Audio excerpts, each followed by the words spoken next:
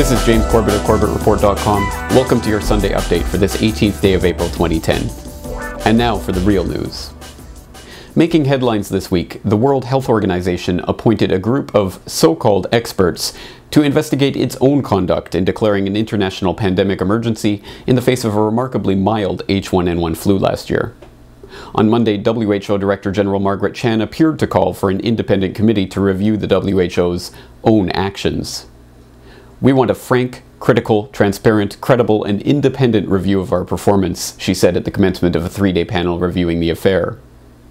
Hopes for such an independent review were quickly dashed when it was revealed that the proceedings would take place behind closed doors, that the supposedly independent group was in fact composed of the very people who had called for a declaration of pandemic in the first place, and that the panel was not interested in any wrongdoing on the part of the WHO or its advisors. It was quickly discovered that one of the key members on the review panel, Mackenzie, had in fact been the head of the WHO Emergency Committee that had advised the WHO to declare a pandemic in the first place. Earlier this year, he told the German paper Der Spiegel, "I think we did everything right," when dealing with the response. Mackenzie also has ties to vaccine manufacturers in his work with Australia's Microbiology Society and as the organizer for big Pharma-sponsored conferences. No attempt was made to explain how such an individual could gain a spot on a supposedly independent review panel. "We are not here either to defend or to prosecute the WHO," panel chairman Harvey Fineberg told the press regarding the interview. "We're here to find out as best as we can, in as truthful way we can, what are the lessons that can be learnt from the scandal." WHO's critics note that a truly independent review would have considered why the WHO's criteria for declaring a pandemic emergency, which had long insisted that a disease must cause enormous numbers of deaths and illness, was changed during the course of the H1N1 situation to remove any mention of deaths. The answer, critics allege, comes in the billions of dollars of contracts that were automatically activated with the pandemic declaration. Now countries around the world find that they have spent billions of dollars on unused and unwanted vaccines that they are literally giving away. Remarkably, the WHO cover-up panel concluded that the internet actually made the swine flu pandemic worse by spreading information on the dangers of the untested experimental vaccines that were developed for the H1N1 flu. The WHO influenza chief, Keiji Fukuda, said that the internet had added to the problem by fueling anti-vaccine messaging, which was very active and made it very difficult for public health services in many countries to convince people of the safety of deadly toxic adjuvants like squalene. A Council of Europe committee investigating the role of Big Pharma in influencing the WHO swine flu pandemic decision for profit is still ongoing.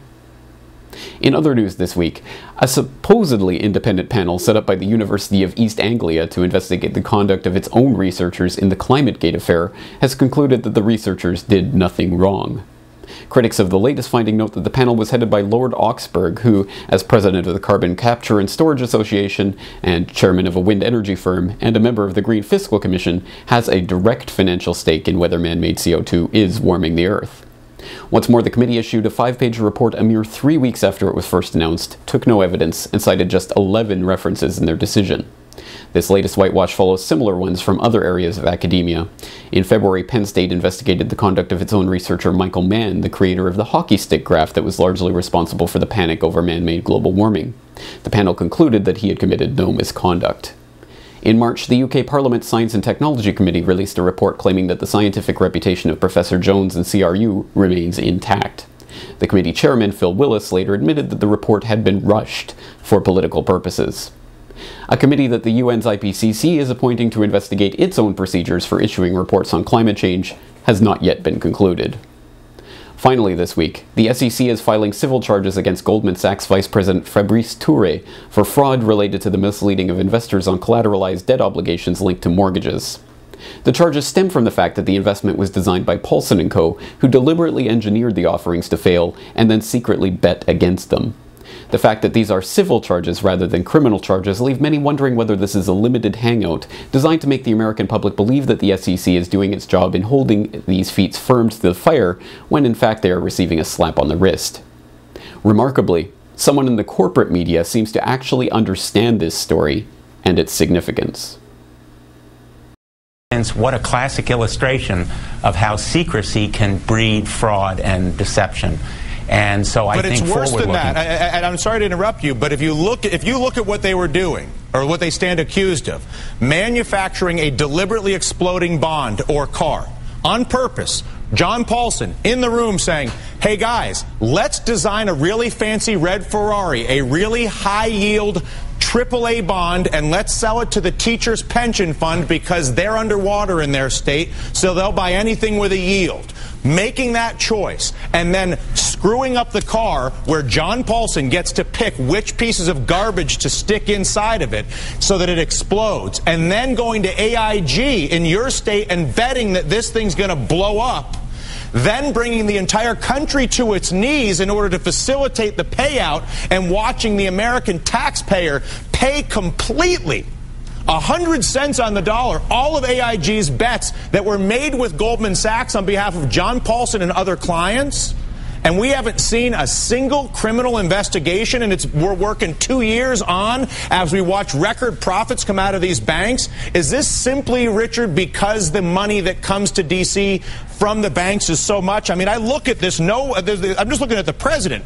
$1 million to Barack Obama in 2008 from people identifying Goldman as their employer. That is more than any president, any politician in the history of the world. $344 million going in lobbying this year. These people have a scam where they sell cars that explode, bet they're going to explode, get paid off by the taxpayer, and then take the payoff and send it to politicians to make sure they are able to continue to do this. I believe it's why 4 out of 5 people aren't Republican and 2 out of 3 people aren't Democrat, because no one is dealing with this, Mr. Blumenthal. How bad does this have to get until we can address the reality of the scam that is being run against the American pensioner, homeowner, and average taxpayer by bankers and politicians?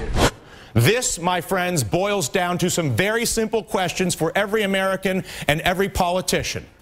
Are you and are we a country that is okay with deliberately designing faulty cars and then betting that they will crash? Are you okay with that? Are you okay with deliberately creating and selling faulty loans and then betting they will collapse in the process, leaving taxpayers, future generations, teachers, police, and pensioners, not to mention homeowners, on the hook with the banksters who control our politicians with all the money? Are you okay with that? Now, stay tuned for episode 127 of the Corbett Report, You Are Being Prepped, where we discuss the signs that a false flag event is being prepared to be blamed on domestic terrorists, and we talk to Stuart Rhodes about the demonization of the Oath Keepers.